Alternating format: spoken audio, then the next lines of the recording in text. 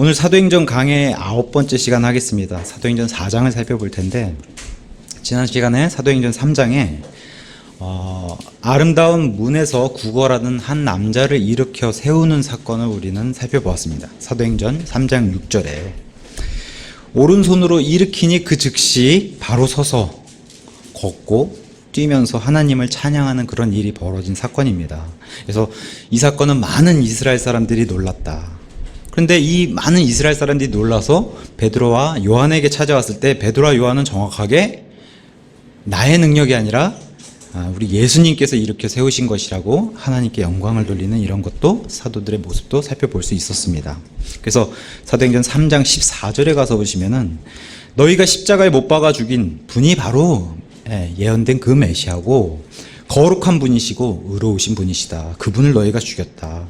그래서 19절에 회개하고 회심해야 된다. 그러면 너희 죄들이 말소될 것이다 라고 선포하면서 26절에 이분은 너희를 구원시킬 수 있는 그런 분이시다. 구원은 자기의 불법들에서 돌아서게 하는 건데 바로 예수님이 그렇게 하실 수 있는 분이시다라고 선포하는 이런, 그래서 그 장소가 성전 안에 있는 기둥들이 쭉 연결되어 있는 그런 솔로몬의 주랑이란 곳에서 3장 11절에 말씀을 선포하는 그런 중에 이제 사도행전 4장이 시작되는 겁니다. 사도행전 4장 1절에서 4절 가서 보시면은 그들이 백성에게 말하고 있을 때에 제사장들과 성전의 대장과 사두개인들이 그들에게 이르러서는 그들이 백성을 가르친 것과 또 예수님을 통해 죽은 자들로부터의 부활을 선포한 것으로 인해 근심하여 그들에게 손을 대었으나 이제 날이 저물었으므로 그들을 다음 날까지 가두었더라. 그럼에도 불구하고 그 말씀을 들은 사람들 중에 많은 이가 믿었고 남자의 수가 5천쯤 되더라. 대적하는 무리가 있음에도 남자의 수만 따져봤을 때 5,000명이란 데는 어마어마한 숫자가 구원받는 이런 걸로 이제 4장이 시작하게 됩니다. 4장이 시작하면서 등장한 분파가 있죠. 사두개인들이 등장하는데, 사두개파는 바리새인들과 다르게 성전 중심의 사람들입니다. 그러니까 레이지파 계열의 성전 중심의 사람들이고, 여기서 누가 나오냐면 대제사장이 나오고 수제사장들이 나오고 제사장, 이런 계급 체계가 있는 그런 분파가 사두개파입니다. 예전 우리가 보던 성경에는 제사장들이라는 단어를 많이 썼어요. 그건 다 오역한 겁니다. 대제사장은 단 한 명, 아론으로부터 시작해서 한 명씩밖에 없는 그런 하나님이 선택하고, 예전에 구약에는 종신직이었어요. 대제사장 직분을 받으면. 근데 이게 이제 로마 시대로 건너오면서 짧게 로마에 의해서 이렇게 압제를 받는 그런 그 시대다 보니까 대제사장 직분을 짧게 하는 그런 걸로 사도행전이 그려주고 있고, 이 당시에 또 예수님 돌아가실 당시에는 안디바 또 가야바라는 이런 대제사장들이 등장합니다. 어쨌든 우리 성경에는 계급 체제로 대제사장, 수제사장, 그다음에 제사장 이런 직분의 계열로 돼 있는데, 그거를 이제 수제사장들 같은 경우를 대제사장들로 번역해 놓은 게 기존 성경입니다. 그래서 그런 것들은 잘못된 번역이라고 할 수 있습니다. 이 사두개파의 특징은 마태복음 22장 23절 또 사도행전 23장 8절에 보면은 부활도 안 믿고 천사도 안 믿고 영도 안 믿는 그런 분파로 나옵니다. 지금으로 따져보면은 굉장히 자유분방한 그런 자유주의, 또 하나님 중심이 아니라 사람 중심의 그런 인본주의, 이런 신학을 추구했던 그런 분파로 성경이 알려져 있고, 영을 부정하는 그런 사람들로 성경이 소개해 주고 있습니다.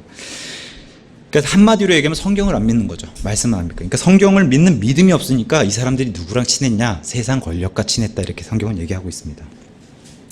그래서 예수님 또한 살아생전에 공생의 기간에 마태복음 16장 12절에 바리새인들과 사두개인들의 교리의 누룩을 조심하라고 제자들에게 그렇게 당부하시는 이런 말씀도 주셨습니다. 이 사두개파에서 나오는 그런 계통의 사람들 중에 제사장이란 직분이 있는데, 이 제사장은 뭐 구약시대에도 늘 나오는 그런 직분이지만 너무 중요한 자리입니다. 왜 그래요?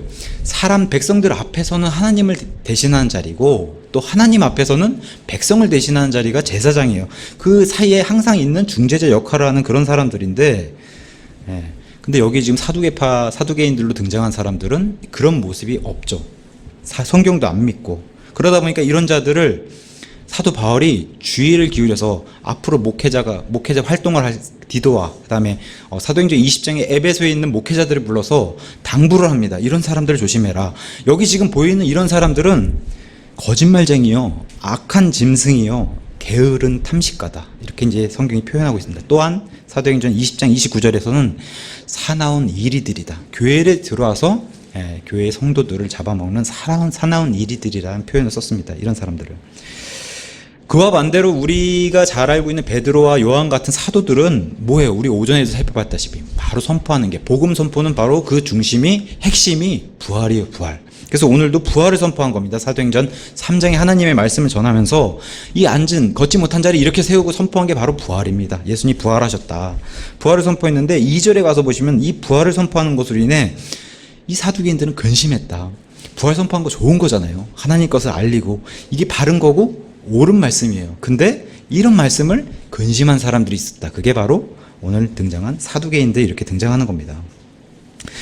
또 옆에 5장 21절 가서 보시면 이 사두개인들과 더불어서 누가 또 등장하냐, 이 이스라엘의 리더들이 얼마나 타락을 했는지 보여주는 게 바로 이 사도행전 5장 21절에 이스라엘의 리더들도 다 똑같았다. 이렇게 나옵니다.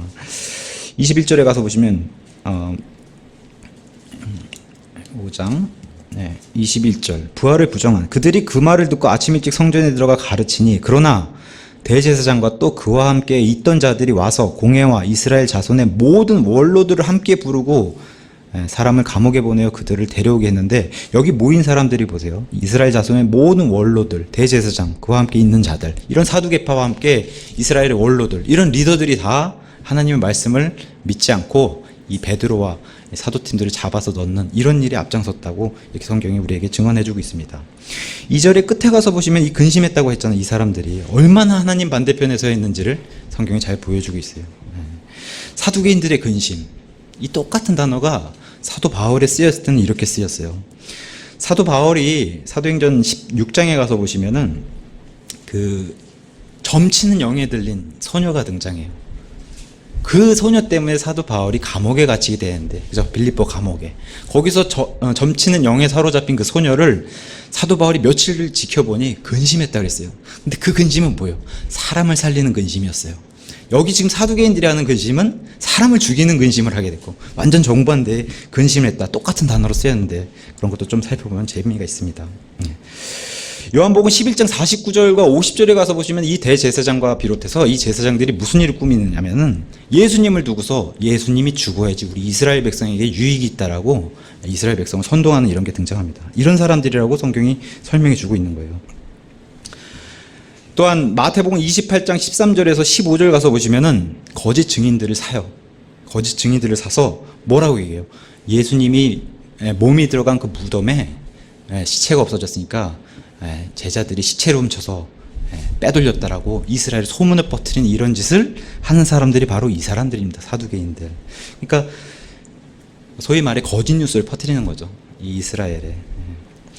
요즘 뭐 어저께도 그렇고, 어저께 이제 5.18이라는 날이 이제 지나면서 요즘 대한민국의 이 망언에 관련된 이야기가 들썩하잖아요. 망언, 가짜 뉴스.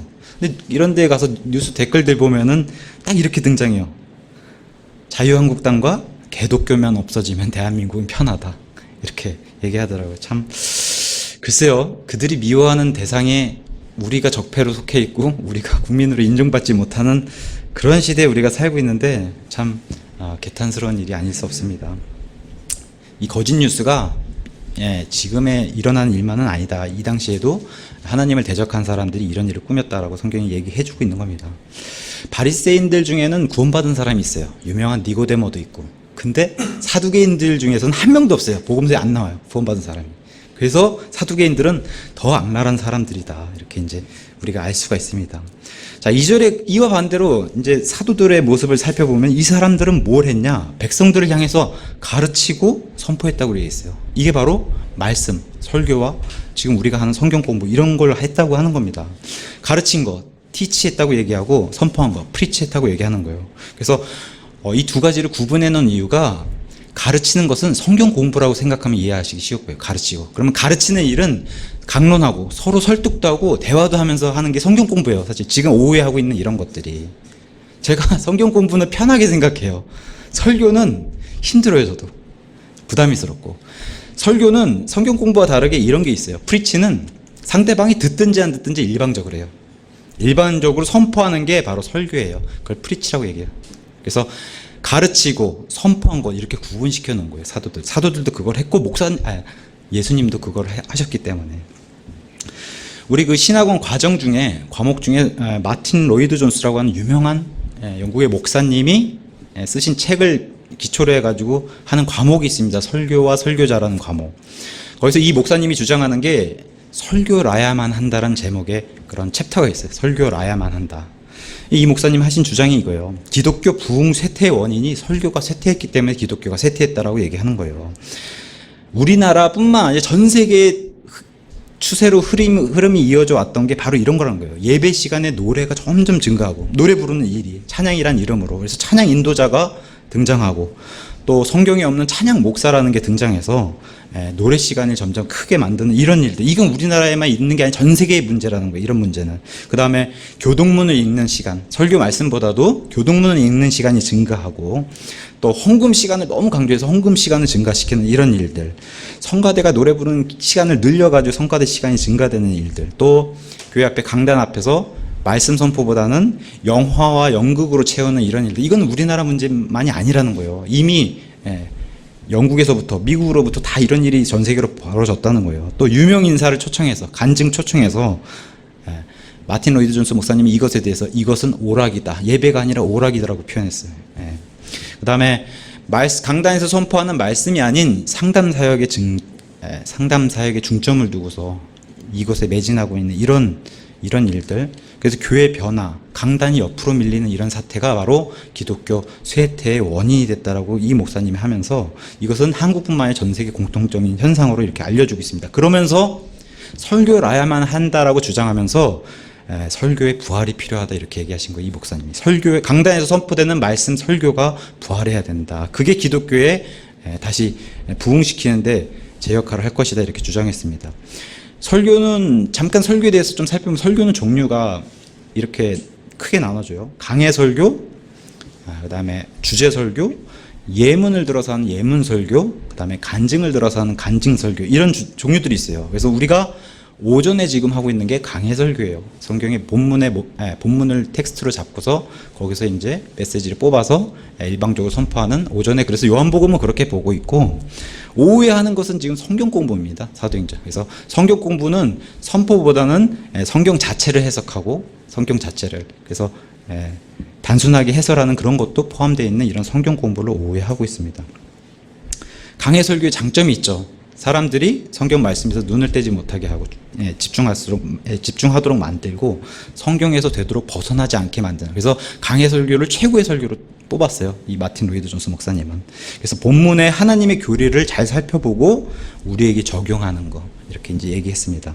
성경 공부는 성경 자체를 해석하고 배우는 것으로서 이제 오후에도 이렇게 하고 있는데, 아까도 말씀드렸다시피 뭐 논중, 서로 이렇게 주고받고 논중도 할 수 있고, 또 사도 바울도 나중에 선교여행 갔을 때 사람들을 만나서 1대1로 만났을 때는 설득하고 막 그래요. 그런 게 이제 성경 공부 일종이라고 얘기할 수 있고, 그 다음에 이렇게 대화식도 가능하고, 구절을 단순 해석하기도 하고, 때로는 이제 원어도 살펴보고 단어도 살펴보고 단락도 살펴보고, 이런 게 이제 성경 공부라고 얘기할 수 있습니다.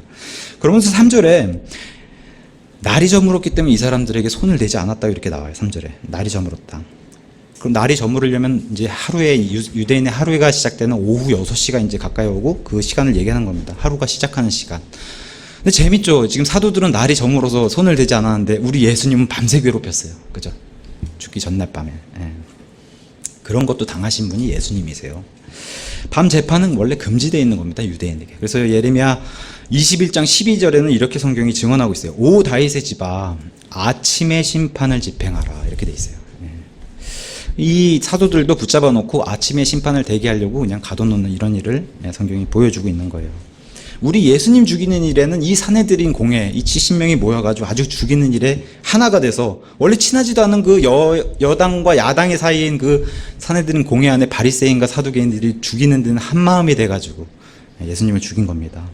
불법이 행해진 거죠, 이분들은, 이 사람들은. 그러면서 이제 4절에 남자의 수만 5,000명이 구원받았다. 이 당시 예루살렘의 인원들을 생각해 봤을 때는 뭐 우리가 어림잡아도 한 남자의 수만 셌기 때문에 한 2만 명 정도의 숫자가 구원받지 않았겠냐 이렇게 얘기해요. 그럼 예루살렘의 대략적으로 이 당시 숫자로 봤을 때는 5분의 1의 숫자, 인구의 5분의 1이, 그래서 어떤 주석가들은 앞에 있는 3천 혼이 포함되어 있는 숫자다 이렇게 얘기하는 사람들도 있고, 그거 빼고 또 5천 명이 또 구원받았다. 뭐 어느 쪽으로 보든 상관없어요. 중요한 것은 기독교의 이 복음의 증가가 폭발적으로 늘어난다는 걸 보여주는 거니까. 시간의 순서로 보면 더 재밌습니다. 사도행전 2장에 동이터울 무렵에, 그러니까 아침 한 6시에서 7시 사이에 성령님이 강림하시는 오순절날 성령 강림의 사건이 일어나요. 6시부터 7시 사이에. 사도들이, 또 제자들이, 120명의 제자들이 성령님을 받고 나서 바로 타원어들이 터지고 해서 타원어로 바로 말씀을 선포하는 게 오전 9시예요. 그 다음에 이 오전 9시에 말씀 선포로 인해서 3,000명이 구원을 받았어요. 그러고 나서 시간이 흘러가지고 오후 3시 기도 시간에 성전을 찾아가는 게, 베드로와 요한이 성전 찾아가서 걷지 못한 사람을 발견한 게 오후 3시. 그러면서 이 사람을 일으키고 다시 말씀을 선포하고 시간이 흘러서 6시가 가까이 돼서 날이 저무는 사건이 바로 오늘 4장. 그러니까 시간 순서가 이렇게, 이게 길게 시간이 오래 걸린 게 아니라 다 하루에 걸린 시간으로 이렇게 성경이 그려주고 있어요. 이렇게 많은 숫자가 구원받고 많은 사람이 모일 수 있는 이유가 바로 오순절 명절날이었기 때문에 이게 가능한 거예요. 오순절 명절날이었기 때문에. 뭐 우리가 잘 알다시피 구약 성경에서는 이스라엘의 숫자는 항상, 민수기 같은 데서 보면 숫자는 항상 남자로 수만 세는 거 우리는 살펴볼 수 있어요. 이스라엘의 남자로 수를 세는 이런 숫자 방식은 계시록에 가서 보시면 꽃을 피우죠. 왜 그래요? 계시록에 그 유명한 14만 4천이 등장하기 때문에. 계시록 7장, 14장. 이 남자들은 다 남자들이라고 얘기하는 거예요. 계시록 7장 14장에 등장하는 그 14만 4천은 이스라엘의 말씀을 선포하고 전 세계의 말씀을 선포할 수 있는 남자들로만 구성해서 12,000명씩 12지파에 나오는 14만 4천 명이 돼야 돼요. 근데 성경의 표현이 재밌어요. 이 사람들은 처녀들이다 이렇게 표현해요. 남자들인데도 하나님 편에서는 처녀들이다 표현해주고, 우리가 그 유명한 마태복음 25장에 나오는 그래서 열처녀들의 비유가 이 사람들의, 그러니까 이스라엘에게 하나님 말씀을 전달할 수 있는 그런 기회를 다 줬는데, 마태복음 25장에 가서 얘기를 인용하자면은 다섯은 그거를 무시하고서 거부하게 되고, 나머지 슬기로운 5 처녀들이 하나님 말씀 받아서 선포하는 이런 일을 마태복음 25장에 그려주고 있는 거예요. 그래서 이 사람들은 하나님의 결혼식에 참석하죠. 이스라엘은 안타깝게도 신부가 아니라 열처녀들은 신부의 들러리로 가는 거예요. 그래서 신부의 친구들이 되는 역할을 맡게 된다. 이렇게 이제 성경이 표현하고 있는 겁니다. 출애굽기 12장에 가서 보시면 이집트를, 그러니까 애굽을 탈출할 때도 남자만 세서 60만 명을 이렇게 센 것을 우리는 살펴볼 수 있고, 중요한 것은 사도행전은 계속 역사서입니다. 역사책이기 때문에 계속 시간 순서로 그려주고 있고, 기독교인은 계속해서 증가하는 모습을 6장 7절, 16장 5절에서 계속 보여주고 있어요. 유명한 2장 47절 가서 보면 성경 아예 이렇게 증언해주고 있어요. 하나님을 찬양하며 온 백성에게 호감을 얻으니 주께서 구원받아야 할 자들을 날마다 교회에 더하시니라. 그래서 날마다 증가시키는 이런 일을 성경에 기록해주고, 이런 일이 행해지는 게 사도행전입니다. 그러면서 5절과 6절에 보면은 이튿날, 이제 이날은 가둬두고서 그 다음날 이튿날 그들의 치리자들과 장로들과 서기관들과 대제사장 안나스와 가야바, 이 당시에만 있는 이 얼마나 탐욕스러운 사람들인지, 이 장인인 사람이 자기 대제사장직을 내려놓지 않고, 직분은 끝났지만 여전히 이 자기 사위인 가야바와 함께 이렇게 대제사장으로. 근데 우리 성경은 재밌는 게 대제사장들이라고 안 썼어요. 영어도 그냥 더 하이 프리스트라고 딱 단수로 썼지, 두 사람을 지칭하는데도. 그래서 대제사장들이라고 하는 것은 오역입니다, 성경에서. 그래서 이 안나스와 가야바와 요한과 알렉산더와 대제사장의 친족들이 다 예루살렘에 함께 모였다. 이런 일이 이제 벌어진 겁니다. 이 안나스라고 하는 사람은 AD 6년부터 15년에 직분직을 행한 걸로 역사서에 등장합니다. 사위 가야바는 이 이후에 AD 36년, 그러니까 예수님 당시의 대제사장은 이 가야바죠. 정식 대제사장. 그래서 이 사람은 예수님도 처형했고, 예수님 죽은 뒤에 지금 이 시기에 직분직을 행한 걸로 역사책에 나와 있습니다.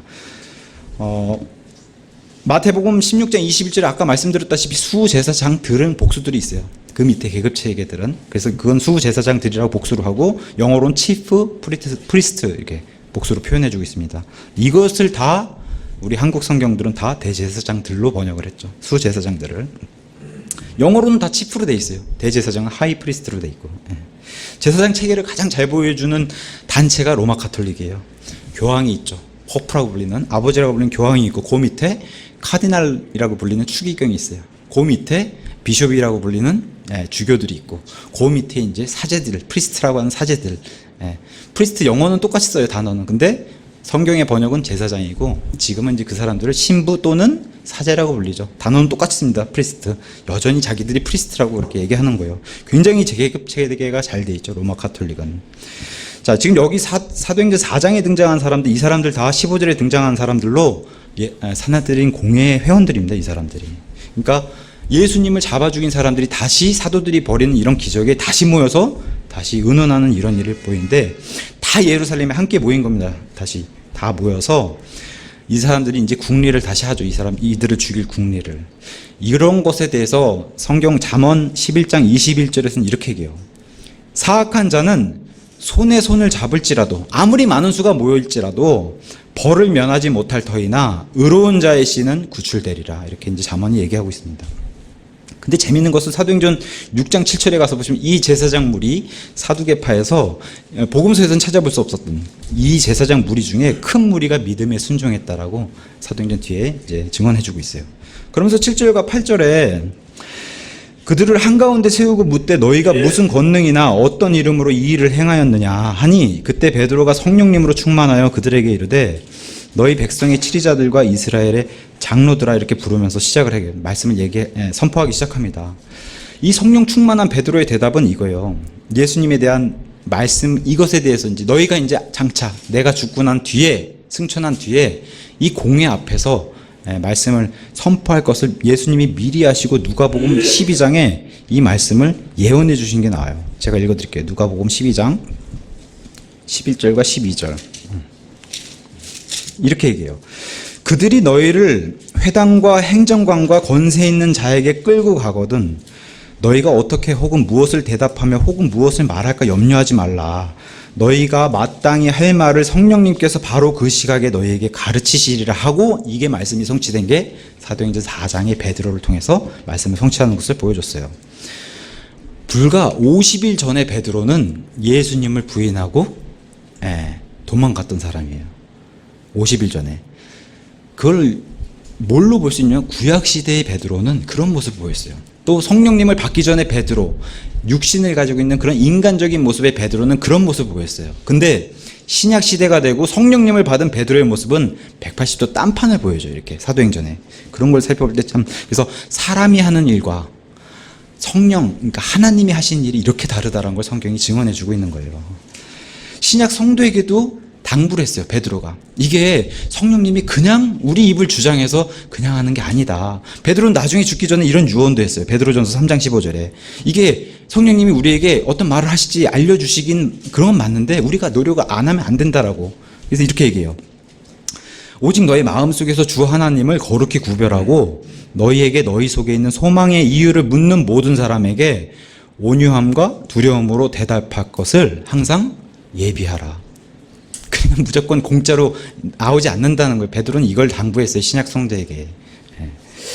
그러면서 9절과 10절에 이렇게 얘기해요. 만일 그 허약한 사람에게 행한 선한 행위로 대하여 그가 어떻게 온전하게 되었느냐 하는 일로 우리가 이날 신문을 받는다면 너희 모두와 이스라엘 온 백성은 이것을 알라. 곧 너희가 십자가에 못 박았고 하나님께서 죽은 자들로부터 살리신 나사렛 예수 그리스도의 이름으로 말미암아 곧 그분으로 말미암아 이 사람이 온전하게 여기 너희 앞에 서 있느니라. 이 걷지 못한 자가 지금 일어난 걸로 인해서 그 말씀을 전달하고 있어요. 이것을 알아야 된다. 아는 것이 중요하다. 3장 17절에서도 이렇게 얘기해요. 이제 형제들아 너희의 치리자들과 마찬가지로 너희가 알지 못해서 예수님이 죽였다. 그러니까 아는 게 이렇게 중요하다라고 베드로는 얘기하는 거예요. 아는 게 중요하다. 그러면서 베드로는 얘기하죠. 바로 예수님의 부활을 선포하는 거. 그래서 베드로는 계속해서 베드로의 말씀 살펴보면은 계속해서 선포하는 말씀이 부활을 선포하는 거예요. 그게 복음의 핵심이에요. 사도 바울도 나중에 선교여행 떠나서 무엇을 선포해요? 계속해서 예수님의 부활. 심지어는 총독 앞에 가서도 예수님의 부활. 아그리빠 왕 앞에 가서도 예수님의 부활. 왜 부활하지 못할 것이라고 생각하십니까? 오히려 왕 앞에 가서 그렇게 얘기했던 사람이 사도 바울이에요. 그 정도면은 목숨을 내걸고 얘기하는 거예요. 하나님의 옳은 것, 그리고 올바른 것을 얘기하기 위해서 자기 목숨을 걸고서라도 이렇게 얘기한 거. 사람이 칭찬 안 받아도 돼요. 하나님께 칭찬받으면 된다라고 예수님께 미쳐있던 사람이 얘기한 게 바로 그런 행동이에요. 보여주는 행동이. 그래서 이런 행동을 살펴봤을 때 우리가 사람의 눈을 의식할 건지 하나님께 칭찬을 받을 건지를 선택을 해야 된다는 거예요. 자, 구원을 받은 거. 또 베드로는 성령님을 받았어요. 우리는 지금 구원받으면 성령님을 동시에 받아요. 그죠? 다시 태어나게 되면 성령님이 바로 들어오세요, 우리 안에. 그래서 구원받고 성령님이 들어오신 뒤에 열매로 나올 수밖에 없는 것은 선한 행위, 선행이라고 성경이 증언하는 거예요. 선행이 그리고 반드시 나와야 된다라고 성경은 얘기하는 거예요. 성도의 마땅한 열매다, 이거는. 베드로와 요한은 아름다운 문에 앉아있는 사람을 이렇게 세웠어요. 사람을 살렸단 말이에요. 이런 일을 한다는 거예요. 하나님은 살리는 일. 그러니까 그리스도인들이 해야 되는 일은 사람을 살리고 사회를 살리고 나라를 살리는 이런 일들을 해야 된다는 거예요. 죽이는 일이 아니라. 지금 죽이는 일을 하는 사람들 있잖아요. 저편에 사두개인들이 죽이는 일을 하고 있고 사도들은 살리는 일을 하고 있습니다. 그래서 7절에 이 사람들이 묻죠. 무슨 권능으로 어떤 이름으로 이걸 행하냐 했는데 재밌게도 8절에 나는 성령님의 권능으로 하고 10절에 나사렛 예수 그리스도 이름으로 한다. 이렇게 이제 사도 베드로가 선포를 합니다. 예수님도 동일하게 이걸 경험하셨죠. 마태복음 21장에 이 종교 지도자들 가가지고 다 도대체 무슨 권위로 이런 기적과 말씀 선포를 하냐고 했을 때 예수님이 하늘에서 온 그런 권능이라고 예수님 말씀하신 게 마태복음 21장에 등장합니다. 베드로의 입을 통해서 베드로가 선포한 건 이거예요. 하나님께서 베드로 입을 통해서 이스라엘의 지도자들과 백성을 살인자로 고소하셨어요. 너희가 죽였다. 너희 이스라엘 백성들이 죽였다 하고 고소하시는 거예요. 그러면서 보여주는 증거 또 증언이 바로 옆에 있는 지금 베드로와 같이 끌려온 사람 있잖아요. 그 사람이 누구예요? 공회에 아름다운 문에 앉아있던 걷지 못한 그 사람이 지금 같이 끌려서 사내들은 공회 옆에 같이 있는 거예요. 그래서 이 사람이 같이 와서 여기 서 있으니까 아무 말도 못하고 있는 거예요. 지금 이 사내들인 공회. 지금으로 따지면 국회가 다 모인 거죠. 국회의원들이 모여가지고 지금 저걸 처벌해야 되는데 지금 옆에 정말 지금 표현으로는 뭐라 그래요? 빼도 박도 못한 증거가 거기 서 있으니까 어쩔 줄 몰라 하는 이런 사람들의 모습을 그려주고 있는 거예요. 그러면서 11절에 베드로가 선포를 해요. 이분은 너희 건축자들이 업신여긴 돌로서 모퉁이의 머릿돌이 되신 분이시다. 모퉁이의 머릿돌. 이것은 중요한 시편 118편 22절 9절에 들어서 인용해서 하신 말씀, 또 이사야서 28장 16절에서 들어서 하신 말씀이에요. 예수님도 세 복음서에 마태, 마가, 누가복음에 다 이 모퉁이의 머릿돌에 대해서 예수님도 증언하셨어요. 베드로의 증언을 통해서 뭘 하나님이 보여주고 싶으신 거냐면은 예수님을 죽였다고 해서 끝나는 게 아니다라는 걸 보여준 거예요. 예수님을 죽였더니 그 뒤에는 사도들이 등장했어요. 베드로와 요한이 와가지고 동일한 일을 지금 하고 있어요. 이 이후에는 우리가 세상 역사를 통해서도 알 수 있다시피 로마의 극악무도한 네로 황제가 기독교인을 아무리 많이 죽여도 더 번져 나갔던 게 기독교예요. 그래서 나중에 작전을 바꿨죠. 이거를 표용하는 방법으로. 그래서 로마 카톨릭이 탄생하게 되고. 그러면서 얘기해요. 이 모퉁이의 머릿돌이 되신 이 돌이 장차 재림하실 때는 심판의 돌이 되실 그분이시고 영원한 돌 왕국을 건축하실 그 다니엘서 2장에 등장하시는 그분이시다라고 이제 베드로가 얘기하는 거예요. 그래서 이 돌 왕국은 천년 왕국과 그 이후로 가는 그런 왕국을 얘기하면서 베드로가 이렇게 얘기하는 겁니다.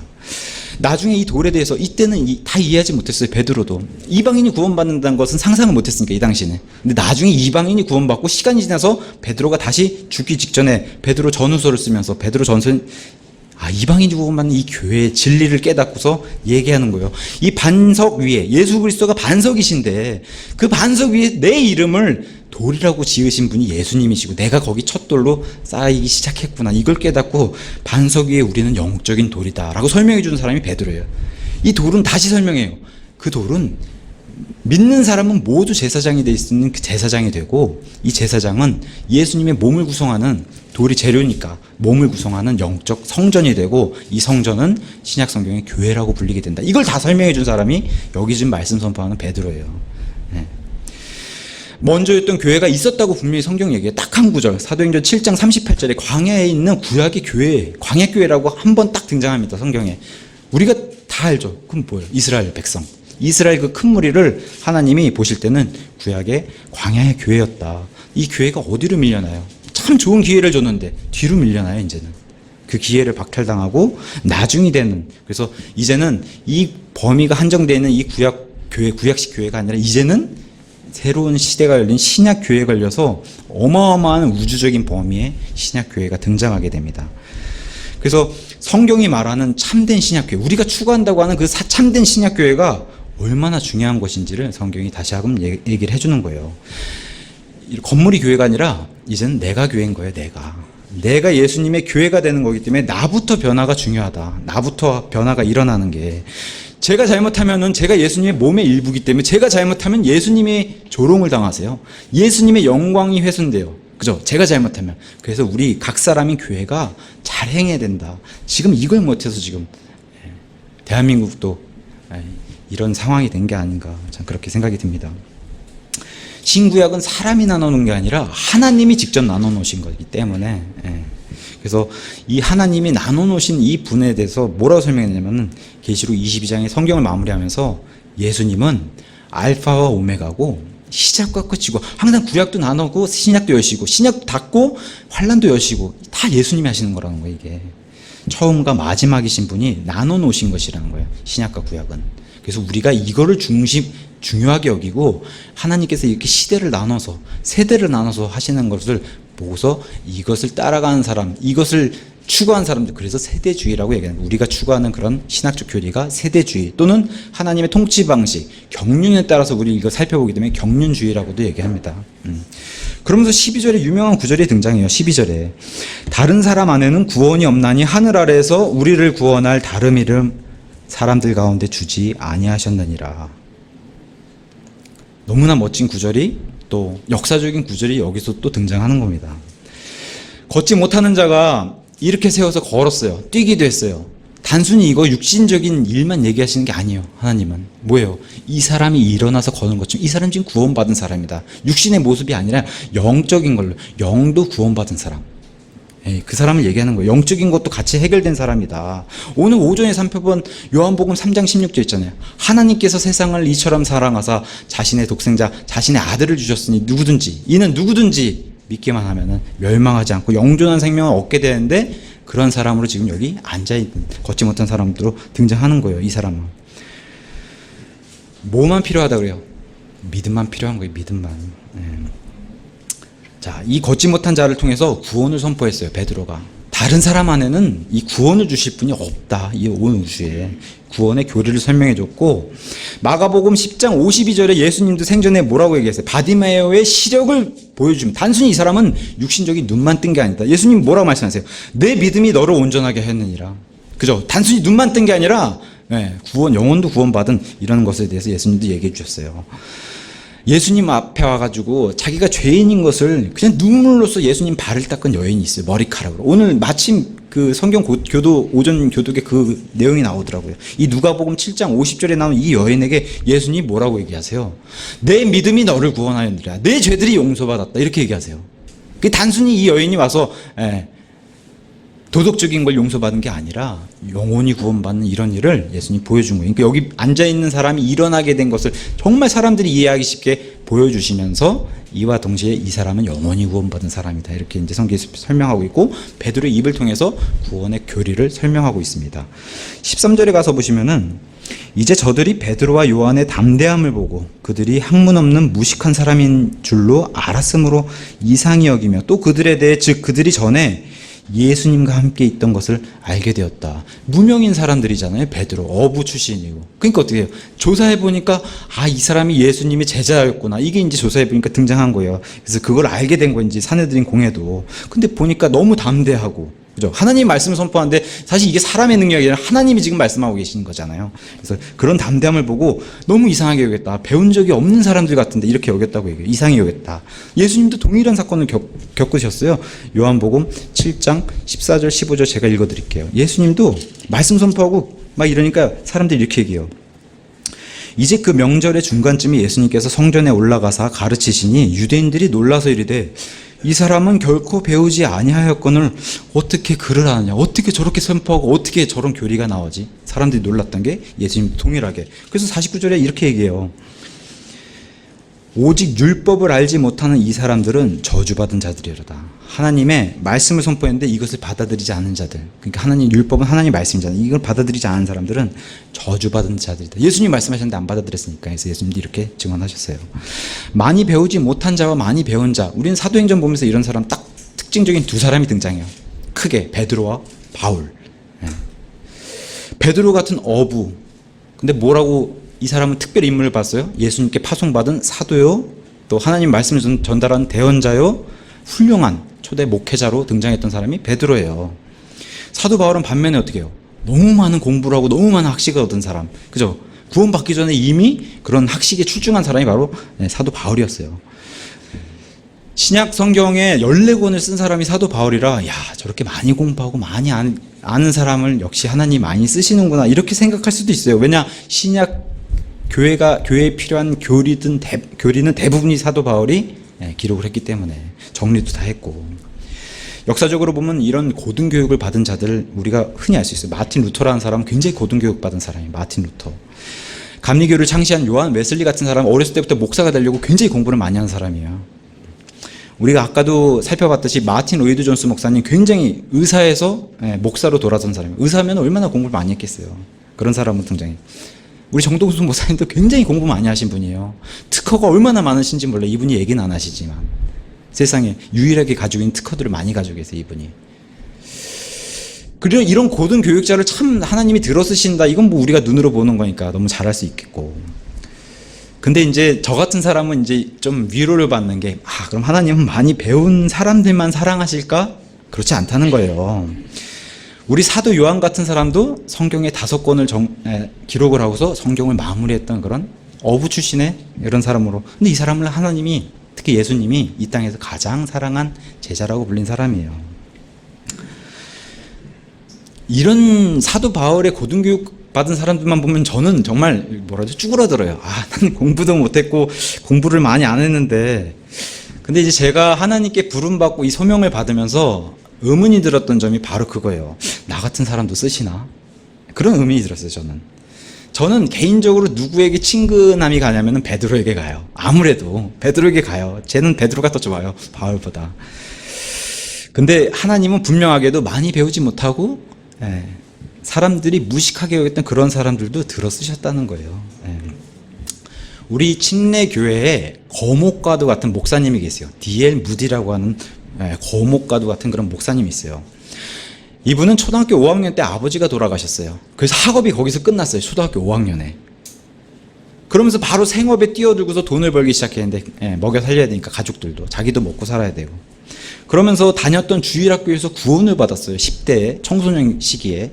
그러면서 바로 그 시기에 목사가 됐어요.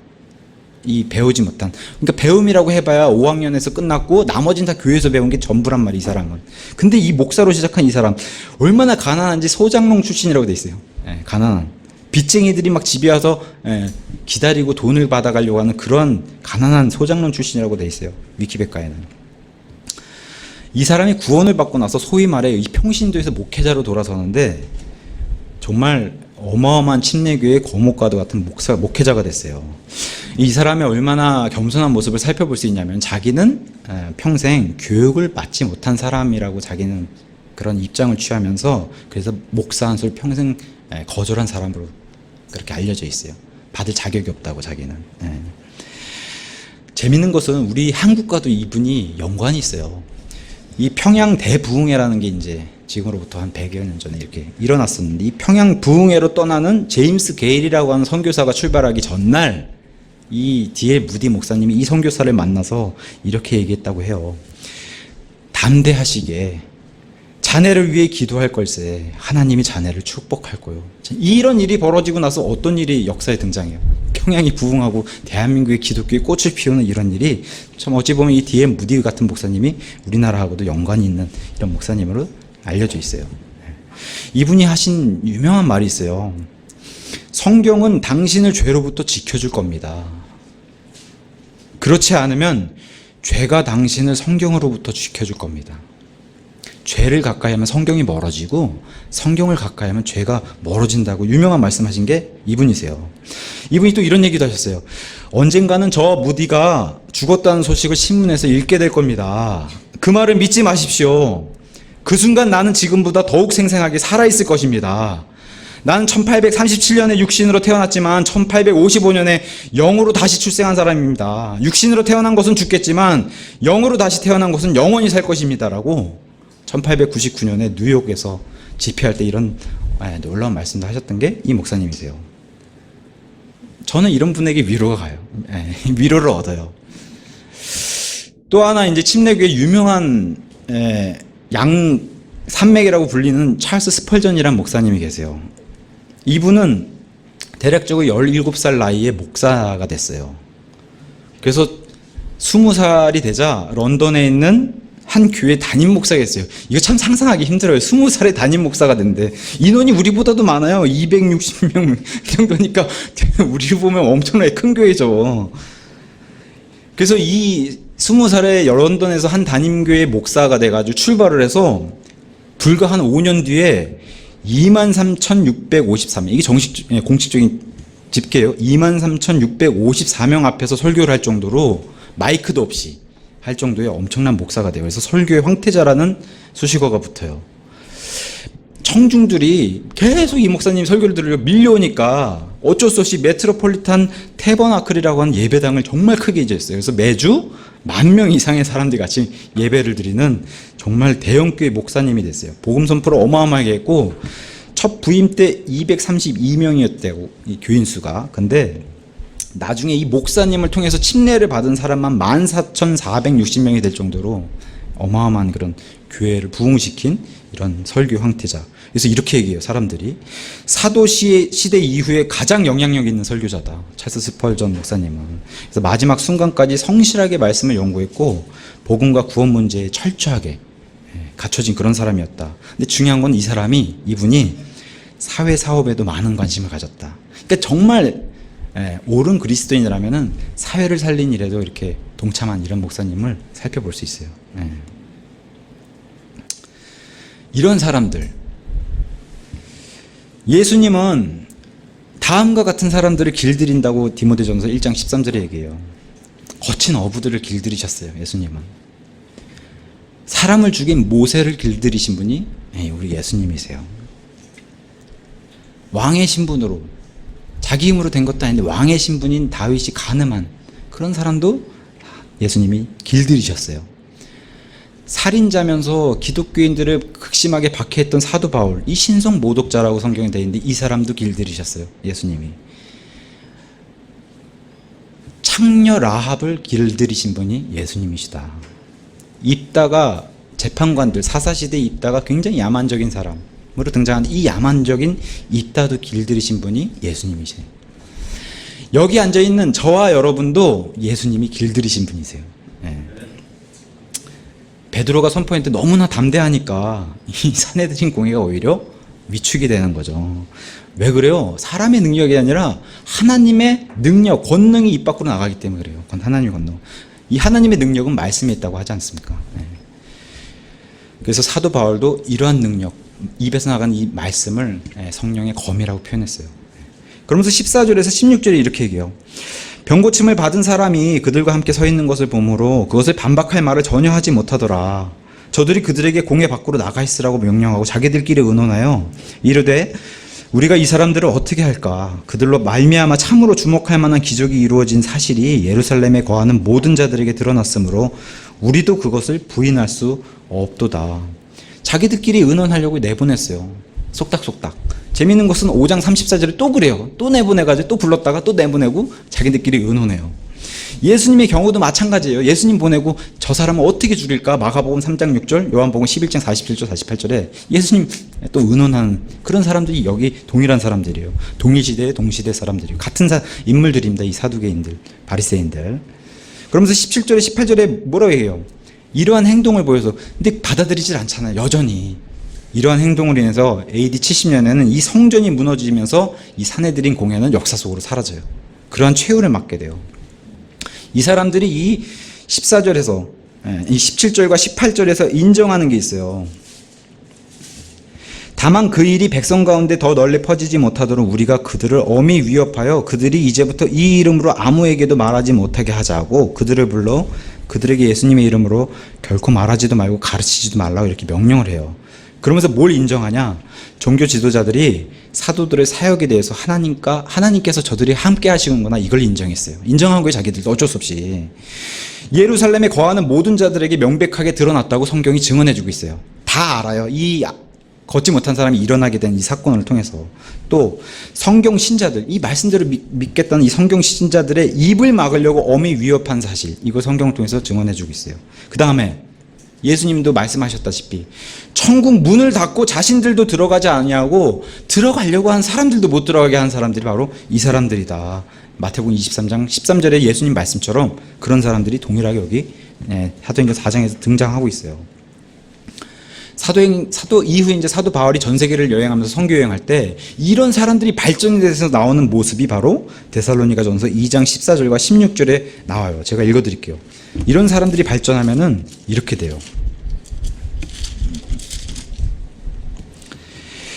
형제들아, 너희는 그리스도 예수님 안에서 유대에 있는 하나님의 교회들을 따르는 자들이 되었나니 그들이 유대인들로부터 고난을 받는 것 같이 너희도 너희 지방 사람들, 이방인들 교회들이 믿기 시작하니까 그 지역에 있는 이방인들조차도 교회와 예수님 미워하는 일이 발생했다는 얘기예요. 너희 지방 사람들로부터 비슷한 것들로 고난을 받았느니라. 유대인들은 주 예수님과 자기들의 대언자들을 죽이고 우리를 핍박하였으며 하나님을 기쁘게 하지 아니하고 모든 사람을 반대하는 자들이 되었다. 이런 사람들이 된 그것을 자세하게 이렇게 설명해 주고 있어요. 이런 사람들이 발전하면은 이런 사람으로 모습이 열매가 이렇게 맺은 걸로. 예수님의 이름은 이 이름이 결과적으로는 사도행전 5장 41절에 이렇게 얘기해요. 그들은 자기들이 그분의 이름으로 인해 수치당하는 일에 합당한 자로 여겨진 것을 기뻐하며 공회 앞을 떠났다. 이렇게 핍박당하고 명령을 받았는데도 사도 베드로와 사도 요한은 어떻게 해요? 기쁘게 오히려 우리가 정말 하나님의 일을 올바로 하고 있구나. 이 고난을 기쁘게 받아들였다고 성경이 증언해주고 있어요. 그러면서 19절에 강하게 선포하죠. 그러나 베드로와 요한이 그들에게 응답하여 이르되 너희 말을 듣는 것이 하나님의 말씀을 듣는 것보다 하나님의 눈앞에서 옳은지 너희가 판단하라. 우리는 우리가 보고 들은 것들을 말할 수밖에 없노라.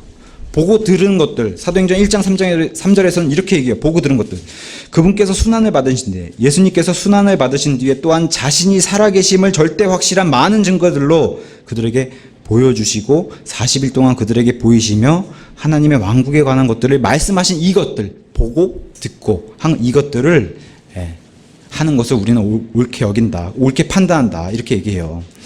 투명한 양심을 가졌던 이 사람들이 투명한 양심을 가졌다 이렇게 얘기하는 거예요. 고린도후서 4장 2절에 사도 바울의 얘기처럼.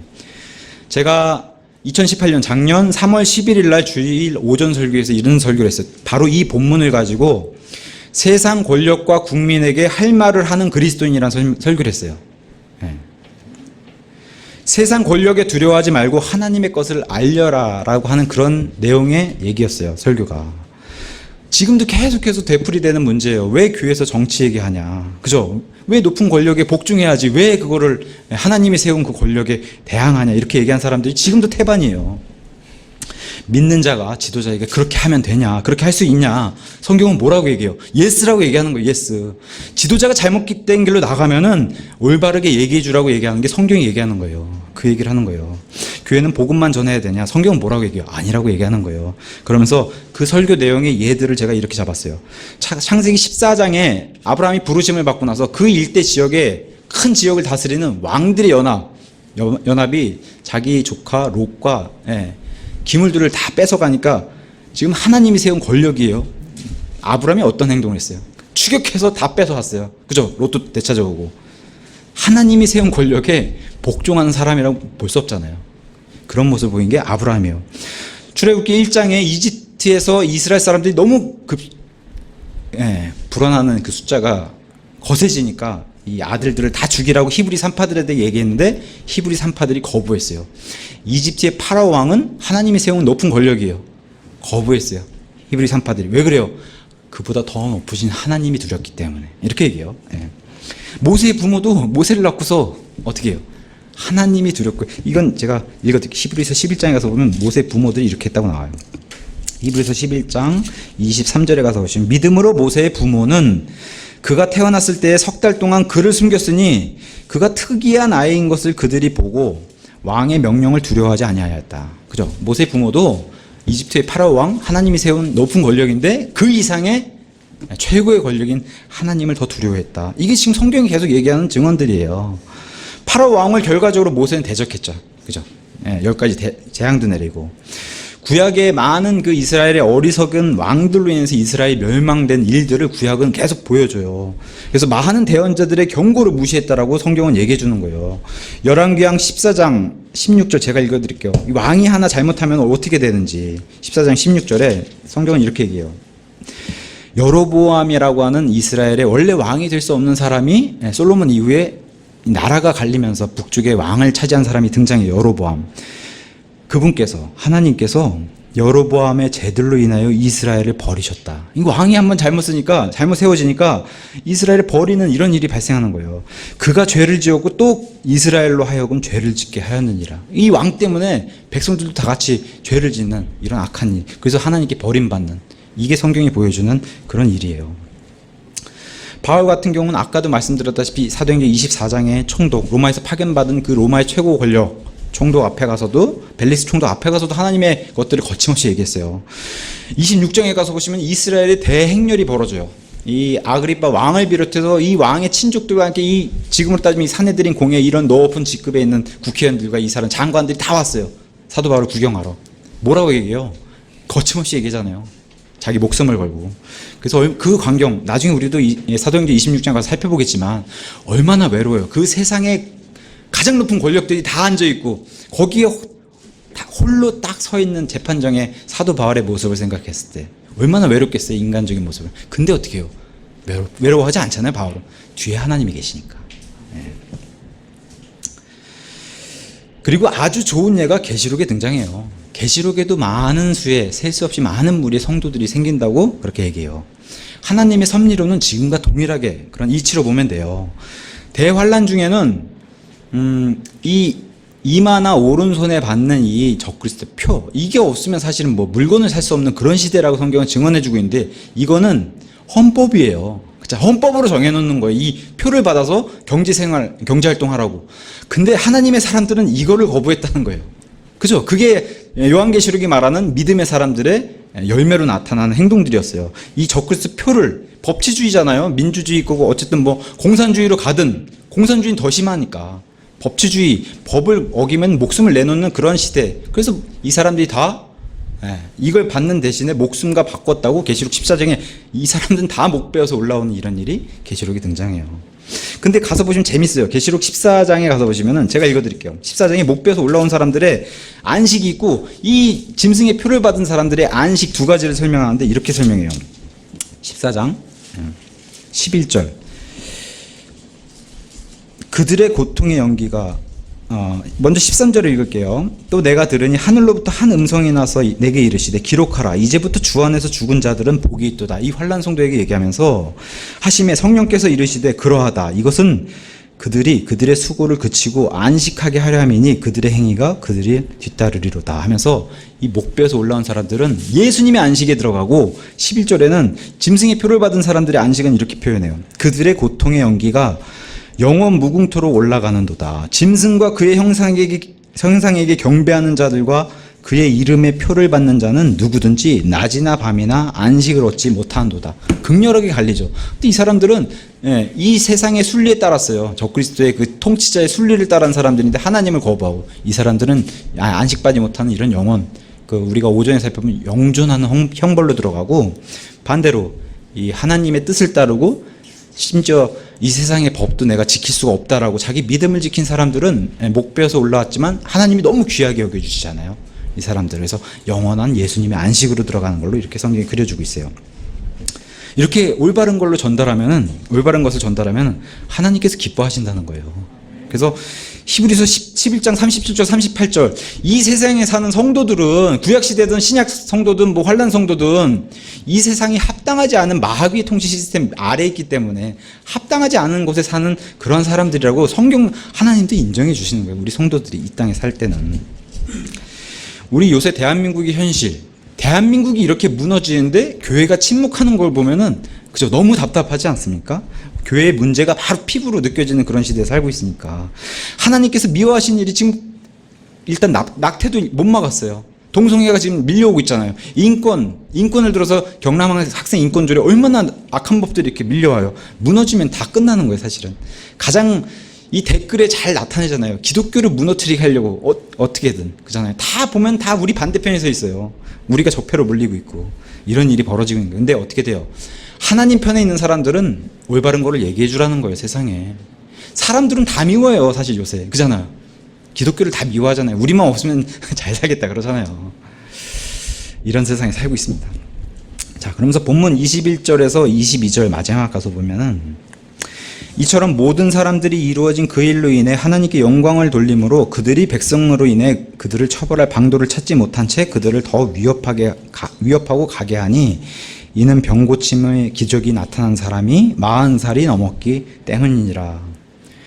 여기 보이는 증거는 지금 하나님만 하실 수 있는 일이에요. 그래서 산헤드린 공회 사람들 지금 어쩔 수 없게 이 사람들 놓아줄 수밖에 없는 그런 일을 보여주고 있는 거예요. 처벌할 방도를 찾지 못했어요. 그러니까 어떻게 돼요? 위협만 하고 보내는 거예요. 22절에.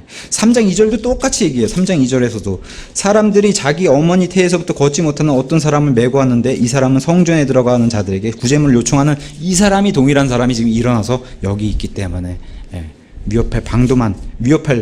처벌할 방도를 찾지 못하고 위협만 가하고 보낸 거예요. 이 사람은. 지금 사도행전 기록자는 누가입니다. 누가는 지금 자기 전공 분야란 말이에요. 이 걷지 못한 사람이 일어나게 된 의사이기 때문에 누가가 이런 것을 아무래도 바울에게 더 주의를 들여서 듣고서 기록하지 않았겠나 그렇게 이제 주석가들 얘기하더라고요. 우리를 위협하는 것들이 있어요. 우리를 위협하는 것들.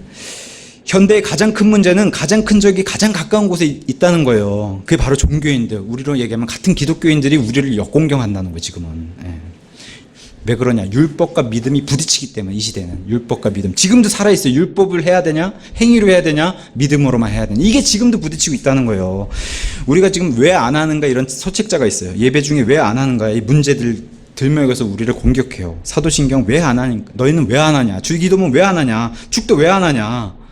11조는 반드시 해야 되는 거다 강요하고 있고 제가 11조의 정신을 뭐라고 하는 게 아니에요. 이스라엘은 11조의 종류가 3가지나 되니까 그건 이스라엘의 당연한 세금이었고 우리도 영적인 그런 11조의 일부 딱 10% 이스라엘은 23%를 냈지만 우리는 10% 정도 내는 거 나쁘다고 얘기하는 게 아니에요. 다만 이거를 꼭 지켜야 되는 법으로 안 내면 그냥 그 사람 양심을 그냥 찔러가지고 막 불편하게 만드는 이런 일이 지금까지 횡행하게 벌어지고 있는 이런 교회 모습 이런 걸 봤을 때 또 주일날 주일 성수라고 하는 이름을 붙여서 안 지키면 얼마나 마음을 불편하게 만들어요. 물론 주일 지키는 거 좋은 거예요. 이스라엘의 안식일의 그런 정신을 가지고 주일 하루만은 내가 하나님과 함께 생활하는 그런 날로 떼서 생활하는 거 너무 중요한 거죠. 다만 이것 또한 법으로 만들어가지고 이거 안 지키면 저 사람 교통사고 날 거니 막 이렇게 만들어내는 불편한 마음들 이게 문제라는 거예요. 지금 유아 세례 그죠? 믿음을 고백하지 못하는 아이에게 하는 거, 이 아이가 무슨 유아 세례 받아서 구원받았다고 하는 이런 거 우리는 견딜 수 없잖아요.